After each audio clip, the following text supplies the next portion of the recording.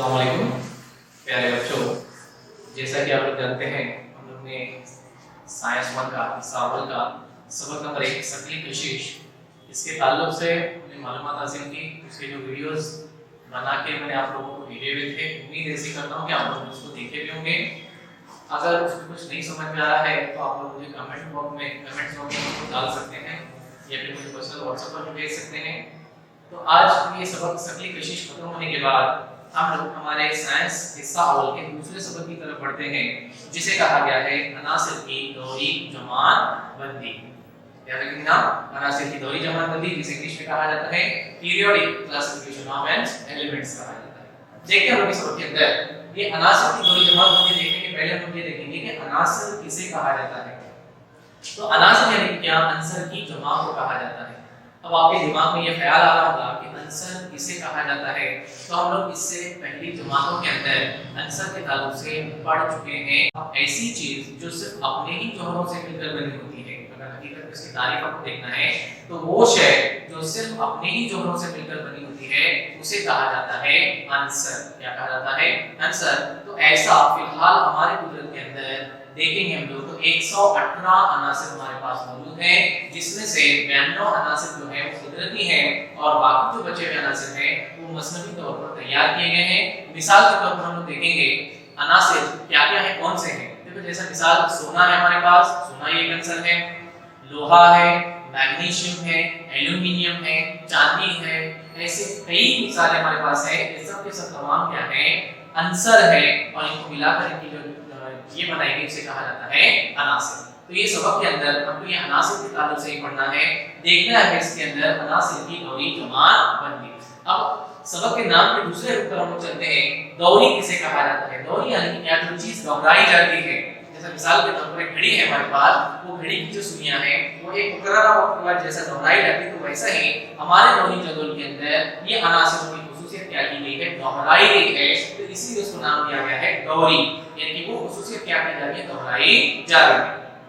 अगला जो उसी के अंदर हमारे पास जमातबंदी कहा गया है। अभी जमातबंदी यानी क्या?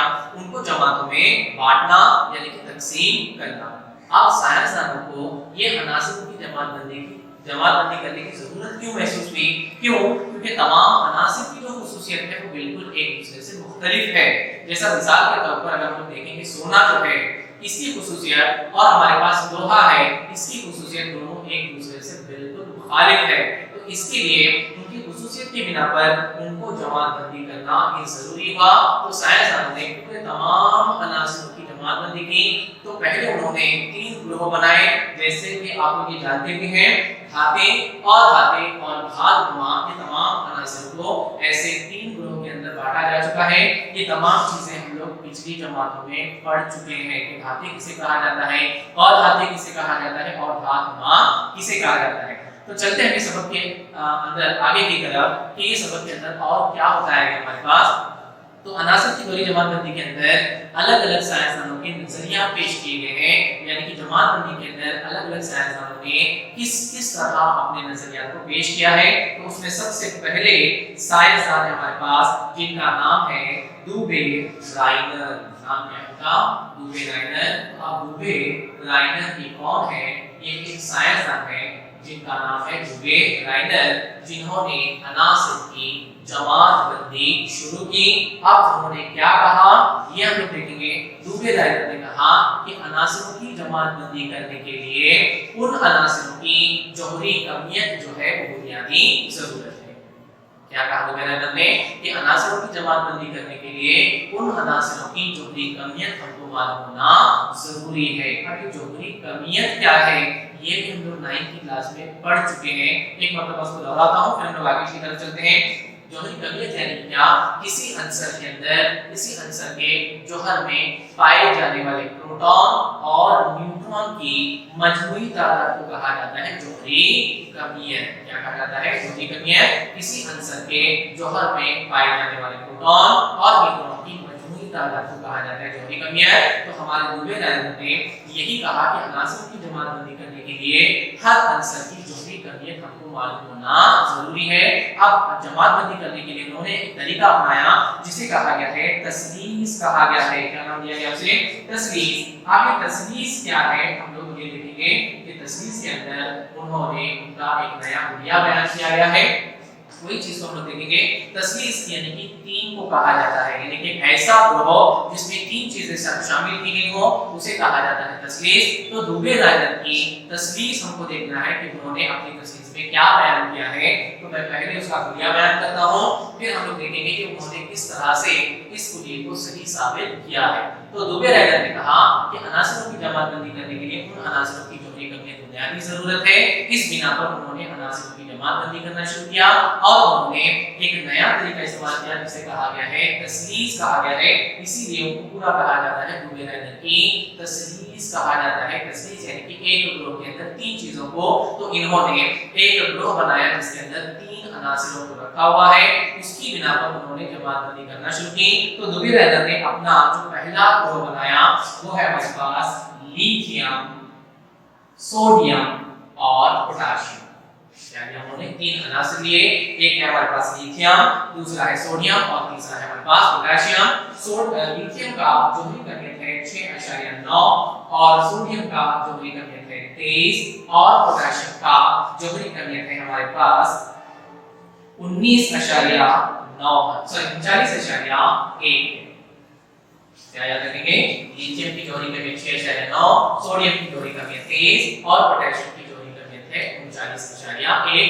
इस बिना पर उन्होंने हुलिया तैयार किया। वो हुलिया में बयान कर रहा हूं, आप लोग गौर से सुनेंगे। दुबे रायदर ने अपनी तस्वीर में कहा कि दरमियानी अंसर की जोहरी कमियत, क्या बता रहे हैं देखो, दरमियानी अंसर की जो जोहरी कमियत है वो बाकी मानिंदा दो अनासरों के जोहरी कमियत के औसत के बराबर होती है। क्या कहा दुबे रायदर ने अपनी तस्वीर में? दुबे रायदर ने कहा कि दरमियानी अंसर की जोहरी कमियत बाकी मानिंदा दो अनासरों के जोहरी कमियत के औसत के बराबर होती है। अब ये औसत किस तरह मालूम करते हैं? तो ये मैथ्स के अंदर पढ़ चुके हैं, एक मतलब हम लोग देखते हैं। अब ये दो अनासर जो हमारे पास पोटेशियम है 39.1 और लिथियम है हमारे पास 6.9, इन दोनों को हमको क्या करना है? औसत निकालने के लिए इन दोनों की जमा करना पड़ेगा। 9 में 1 मिलाएंगे तो 10 और ये हासिल करेंगे 9 में 10 और 6 16 हो गए हमारे पास, 3 में 1 मिलाएंगे 4, यानी कि ये जवाब आया हमारे पास 46.80 पर। अभी हमको निकालना है इसका औसत। अब हम कितने जमा कर रहे हैं? अनासर 2 जमा कर रहे हैं, तो इनकी तकसीम भी हमको 2 से करना है, यानी कि 46.80 पर बटे 2 करना है। ये 2 क्यों किया है? क्योंकि यहाँ पर हमने दो अनासर को लिया हुआ है औसत करने के लिए। तो 2 1 2 2 2 4 और 2 3 6 और ये 46 जैसे का वैसा ये पूरा हमारा तकसीम हुआ। जवाब आया हमारे पास 23। और अगर हम गौर से देखेंगे तो सोडियम की भी जोहरी कमियत लिखते हैं हमारे पास 23। तो दुबे रायदर ने यही अपने हुलिये में बयान किया कि दरमियानी अंसर की जोहरी कमियत बाकी मानिंदा दो अनासरों के जोहरी कमियत के औसत के बराबर होती है।